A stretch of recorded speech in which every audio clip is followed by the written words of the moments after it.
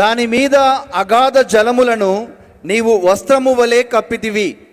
కొండలకు పైగా నీళ్లు నిలిచెను. కొండలకి పైగా నీళ్లు నిలిచెను. నీవు గద్దింపగానే అవి పారిపోయెను. నువ్వు గద్దింపగానే అవి పారిపోయాను.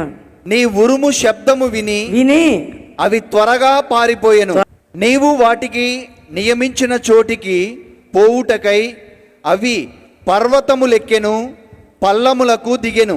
ఆయన కొండ లోయలలో నీటి బుగ్గలను పుట్టించును. అవి మన్యములలో పారును.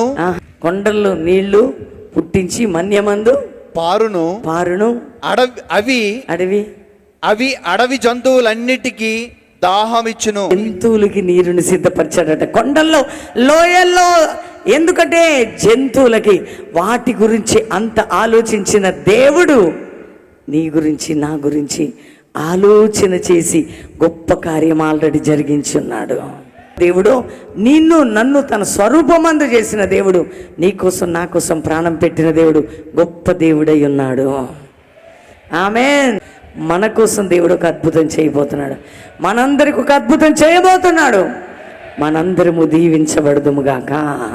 తండ్రి, ఈ వాక్యం ఎంతమంది బిడ్డలు విన్నారు, వినబోతున్నారు, అది ఫలింపజేసి ఎంత గొప్ప కార్యం చేసిన దేవుడు మా జీవితంలో చేయగలడని శక్తిమంతుడని నమ్మునట్లు ప్రతి హృదయం నేత్రం తెరవబడునుగా. కానీ యేసు నామములో అడుగుచున్నాం తండ్రి.